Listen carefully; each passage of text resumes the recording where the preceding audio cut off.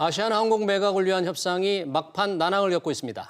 금호산업과 HDC 현대산업개발은 당초 오늘로 관측됐던 본계약 체결을 미루기로 했는데요. 어떤 이유 때문인지 또 앞으로 전망은 어떤지 안지혜 기자와 함께 알아보겠습니다. 안 기자, 일단 오늘까지 주식 매매 계약을 체결하기로 했는데 왜 미뤄진 거죠? 네, 금호산업은 지난달 12일에 있었던 이사회에서요, 이 아시아나의 매각 우선 협상 대상자로 HDC 현대산업개발을 컨소시엄을 선정을 했습니다. 이때 우선 협상 대상자 지위를 한 달 동안 부여를 했습니다. 다시 말해서 오늘까지가 HDC 현대가 매각 측과 단독으로 협상을 진행할 수 있는 배타적인 협상 기한입니다. 때문에 아시아나의 지분 31.05%를 가진 금호와 이를 넘겨받아야 하는 HDC 현대산업개발 간 주식 매매 계약이 오늘까지 이루어질 것으로 관측이 되었는데요. 현재 이 시간까지 그 소식은 들려오지 않고 있습니다. 네, 그럼 계약 조건을 놓고 양측의 의견 차이가 결국 좁혀지지 않는 모양이죠? 네, 양측은 구체적인 계약 조건을 놓고 지난 한 달 동안 계속 협상을 이어가 왔는데요. 금호가 받을 돈인 31.05%의 구주 가격과 반대로 줘야 할 돈인 손해배상 한도가 걸림돌로 꼽힙니다. 그나마 구주 가격은 금호가 한 발 물러서는 것으로 마무리가 된 것으로 알려졌습니다만 더 큰 문제는 손해배상 한도입니다. HDC는 아시아나항공이 과거 기내식 사건과 관련해서 앞으로 과징금 등 리스크를 비용으로 반영을 해놔야 한다, 이런 입장입니다. 그러면서 특별 손해배상 한도로 최소 10% 이상을 달라 이렇게 제시를 했는데 금호 측에서는 난색을 보이고 있는 이런 입장입니다. 네, 지금 이런 분위기라면 매각 협상에 판이 깨지지 않을까 이런 생각도 드는데 어떻습니까?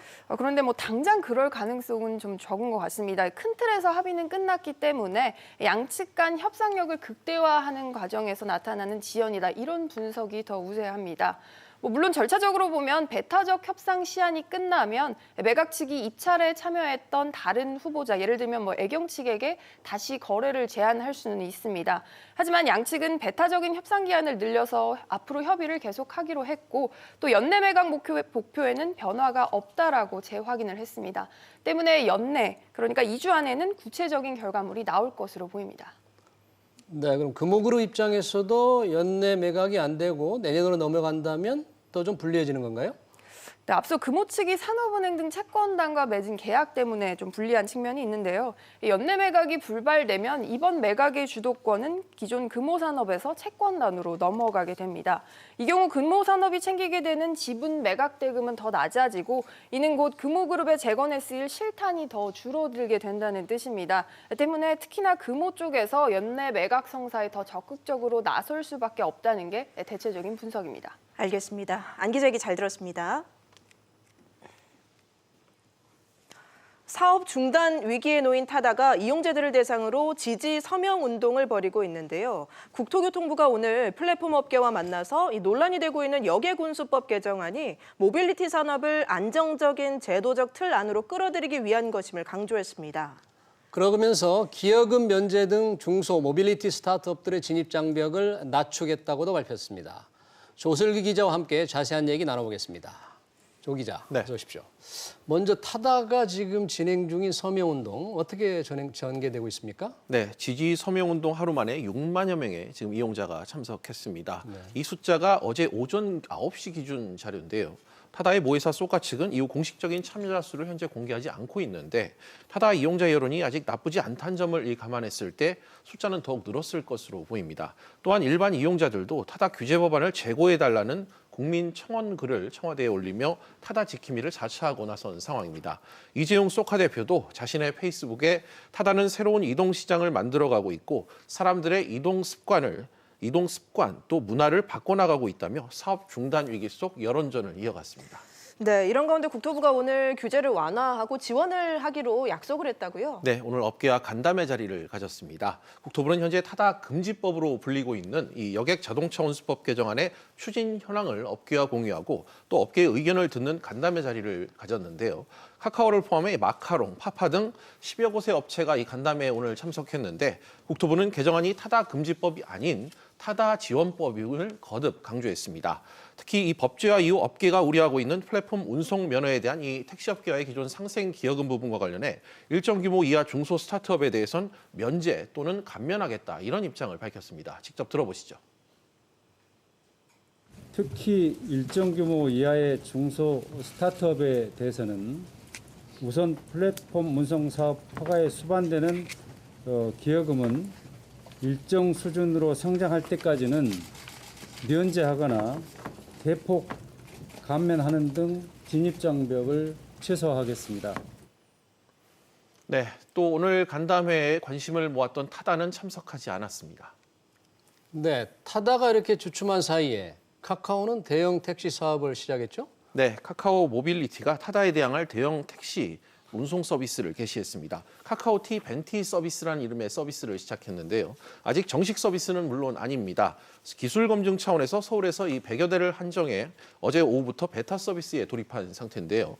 타다 서비스와 다른 점은 택시 면허를 기반으로 했다는 점입니다. 다시 말해 현행법의 테두리 안에 있다는 뜻인데 따라서 앞으로 타다와의 갈등 또한 예고하고 있는 상황입니다. 일단 타다 측은 국회와 정부를 의식해서 다양한 서비스들이 시장에 나오는 것은 환영할 일이다 이렇게 밝혔는데 택시 규제 완화를 통한 서비스와 함께 대여 사업 기반의 사업들에 대해서도 규제 완화가 함께 이루어져야 한다 이런 공식 입장을 밝혔습니다. 네, 조 기자 수고했습니다. 지난달 말 회장 선임 절차에 착수한 신한금융지주가 내일 차기 회장 후보 1명을 최종적으로 확정합니다. 지난주 금융당국이 현 지주 회장의 채용비리 재판 관련해 법률적인 우려를 전달을 했는데요. 그대로 선출 작업을 이어가는 겁니다. 박규준 기자와 함께 자세히 짚어보겠습니다.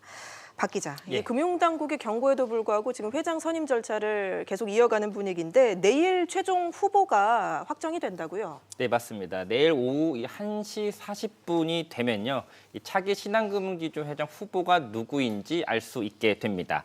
신한금융지주 회장 후보 추천위원회는 이 내일 오전 8시 40분부터 해서 12시까지 이 후보군 전체 5명에 대한 면접을 순차적으로 진행하기로 했습니다. 첫 면접자는 보시는 것처럼 이명진 신한카드 사장이 나서기로 했고요. 두 번째 면접자는 조용병 현 신한금융지주 회장으로 알려졌습니다. 이 회추위원들은 오후 1시부터 이 최종 후보 1명을 확정하기 위한 토의에 들어가고 그 결과를 이만우 회추위 위원장이 직접 나서서 1시 40분에 언론에 공개하기로 했습니다. 네, 아무래도 관심사는 현재의 조용병 회장이 연임이 성공하느냐, 그게 아닐까요? 네, 맞습니다. 내일 면접을 보는 최종 후보군은 앞서 말씀드렸다시피 조용병 회장 포함해서 총 5명입니다. 주력 계열사 대표인 진옥동 신한은행장이 현직으로 포함됐고 이명진 신한카드 사장 포함됐습니다. 기존까지 유력한 회장 후보였던 위성호 전 신한은행장 또 민정기 전 신한 BNP 파리바 자산운용사장은 전직으로 후보군에 포함이 됐습니다. 금융권 안팎에선 현 조용병 회장이 호실적으로 리딩뱅크를 지켜냈고 또 상대적으로 약체였던 이 보험 부분을 인수합병을 통해서 키워냈기 때문에 실력으로는 이 조용병 회장 연임에 손색이 없다는 평가가 많습니다. 하지만 다음 달에 채용비리 1심 재판 결과가 나오는데요. 이게 연임 여부와 그 이후에 조 회장 행보 등에 영향을 줄 것이라는 평가가 있습니다. 네, 그래서 금융당국이 법률 리스크 우려를 전달을 했었는데 이 채용비리 재판이 구체적으로 좀 어떤 식으로 영향을 주게 될까요? 우선 다음 달에 나오는 건 1심입니다. 1심인데 신한금융 내부 규정상으로 보면 다음 달에 유죄로 나온다고 해도 회장직을 수행하는 데에는 규정상 문제가 없습니다. 내부 규정을 보면요. 금고 이상의 확정 판결, 그러니까 대법원 판결까지 나고 5년이 지나지 않을 경우에 결격 사유가 있습니다. 다음 달에 1심 판결에서 설령 이 금고 이상의 형이 나온다고 해도 연임하는 데는 문제가 없는 겁니다. 다만 항소 등으로 해서 두고두고 재판을 받으러 가야 하는 등의 문제가 있어서 경영상의 차질이 추후 빚어질 가능성은 배제할 수 없습니다. 또 이 하나은행의 경우에는 금감원의 경고를 받은 이후에 전에 하명주 전 행장이 연임을 포기한 바가 있는데요.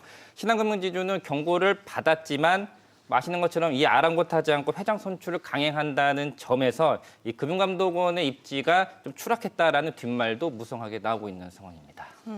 네, 박 기자 잘 들었습니다.